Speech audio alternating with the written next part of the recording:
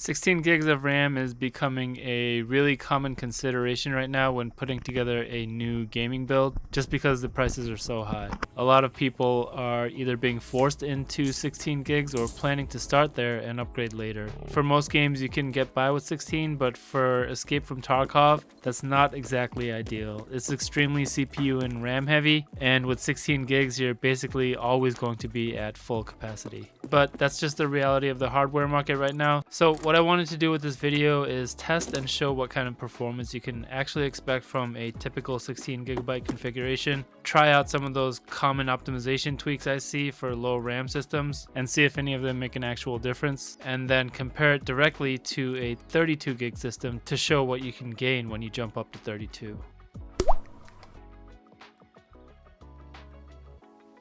Alright, here's the configuration I'm using for this test. I'm running a 9600X with 16 gigs of DDR5, and this is a single 16 gigabyte stick. For the GPU, I'm using an RTX 4060. In terms of tuning, this is very similar to what I showed in my 9600X tuning guide. I'm running a plus 200 MHz boost clock override with a minus 25 curve optimizer undervolt.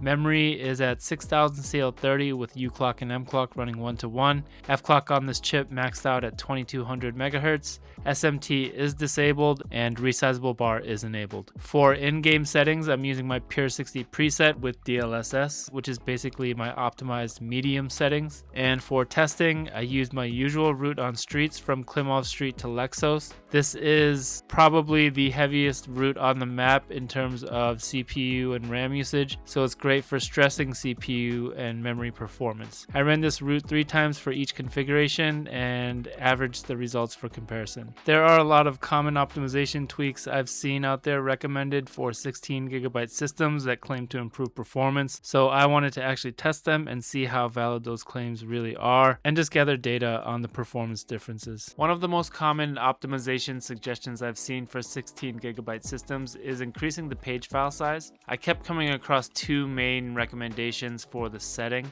The first was to set the page file minimum to 1.5 times your RAM capacity and the maximum to 2 times. So I set it at 24 and 32 for one test. The second recommendation was to set it to 4 times your RAM capacity for minimum and maximum. So I tested a fixed 64 gigabyte page file as well. The other suggestion I came across a lot was to disable the L2 prefetcher for a performance and smoothness boost. So here's how everything turned out. In the offline test with no AI, performance was actually slightly worse when changing the page file settings. The differences were small, but the default system managed page file consistently came out on top. So actually this is what I was expecting to see, nothing too surprising there. But when I tested the L2 prefetcher, I saw something a little bit more interesting.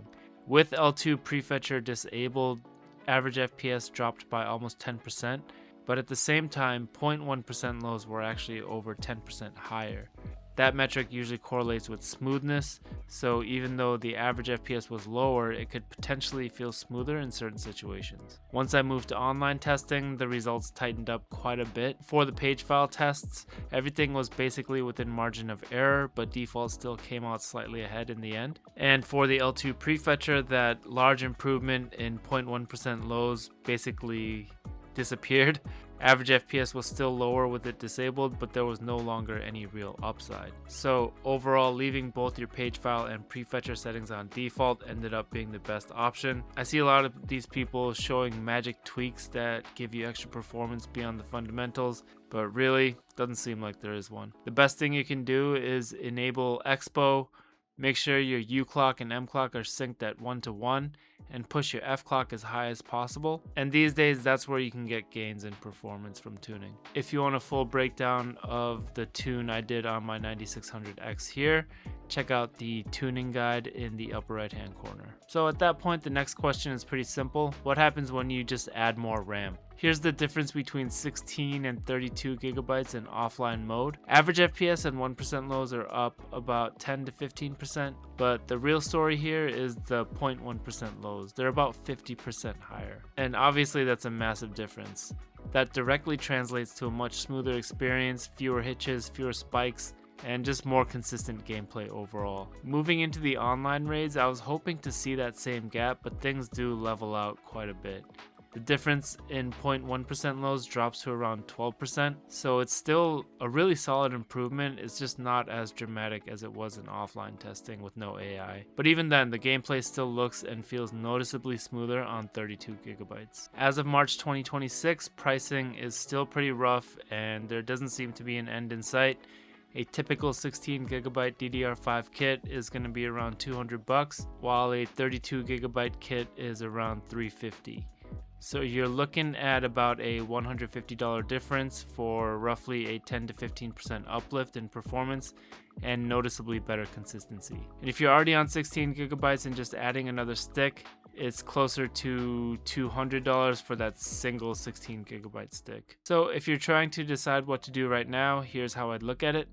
Stick with 16GB if you're on a budget, or if you're okay dealing with occasional micro stutters. If you play Streets a lot, or you're looking for a smoother overall experience, 32GB is absolutely worth it coming from 16. To take that further, while 32GB is clearly better than 16, 64GB is actually ideal for Tarkov. But right now, 64GB kits are so expensive they can cost as much as a high-end GPU. So for a lot of people, it just doesn't make a ton of sense to go with 64 gigs these days. And that's exactly why I wanted to test this, to show what you can realistically expect at 16 and what you're actually getting if you decide to upgrade to 32.